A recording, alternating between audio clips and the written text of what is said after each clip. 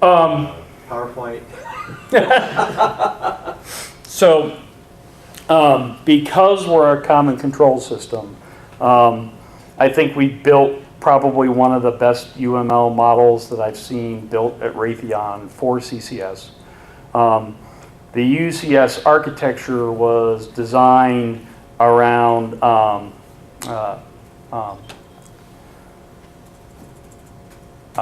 model-based architecture. So we have a PIM and a PISM and a SIM, right? So the SIM is your computationally independent model, right? So that treats the system as a black box. So I think of that as your traditional systems engineering model. So we have use cases and all of those things in our SIM. The PIM was built by the UCS architecture. So the PIM contains the definition of all of the services and the data model.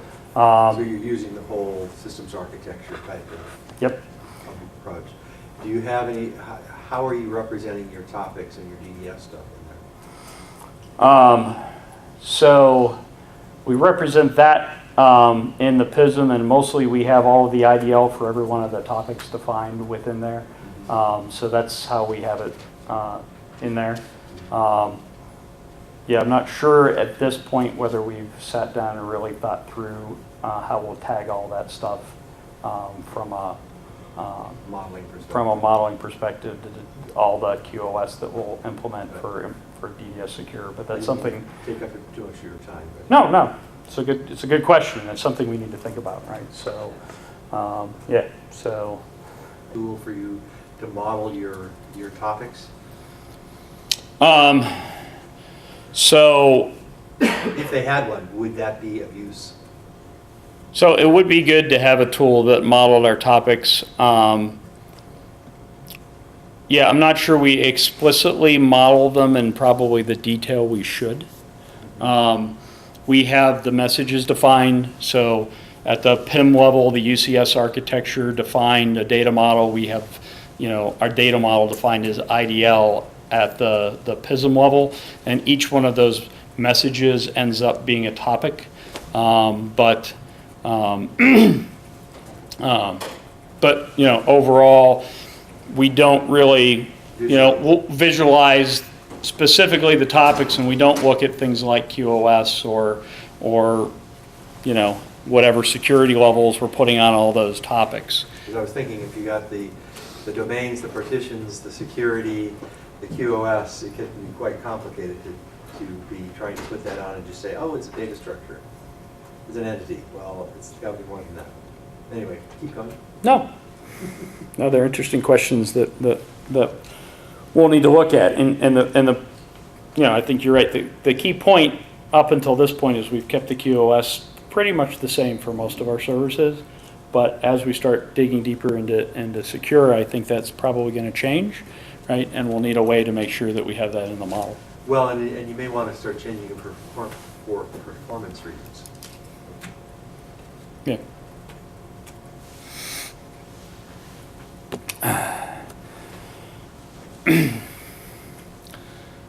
So conclusion. So really, we've talked about performance and scalability. We've talked about open systems, and we've talked about reconfiguration, right? And the fact that we need to be able to do all of those things within our system, and really DDS provides us the flexibility to be able to do all of those things, which is why we like using it as our messaging bus. Any questions? I put them all in while you were going. Yeah. See, there's still a few lingerers. Oh, that's a Gerardo. So great, and it was great presentation. So you talked about the good things that you found with DDS. Can you mention maybe what are the worst things that you found?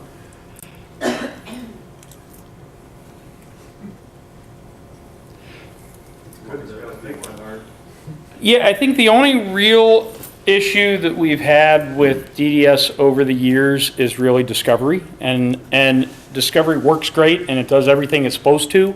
When you're starting 150 different services and then all the GUIs and infrastructure that end up connecting to some of those things, and it's a lot of stuff to get talking to each other initially. And again, because of our startup requirements, I think that was the biggest issue we had with implementing DDS when we first started was the fact that Discovery just took so long that it blew our startup requirements, and we had to do some re-architecture in order to resolve that problem. And now we've got ourselves down to a reasonable start time, and now we're going to put DDS Secure in and blow that all up again. So we'll.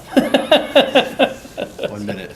I have one quick question. Sure. Are you having trouble finding qualified engineers to come work, or training them or bringing them up to speed? We're not. With DDS. We've been successful with that, but one of the things we did do, when we first went to implement DDS, we were kind of using a homegrown pub sub system.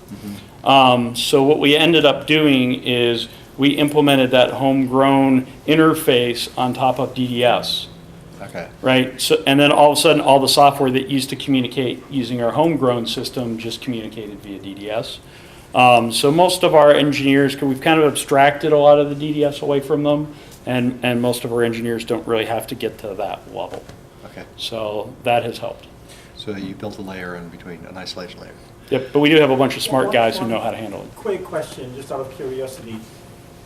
Did you need to use DDS as sort of a DoD requirement, or were you in a phase where you were just looking for a solution and you happened to find DDS as like a...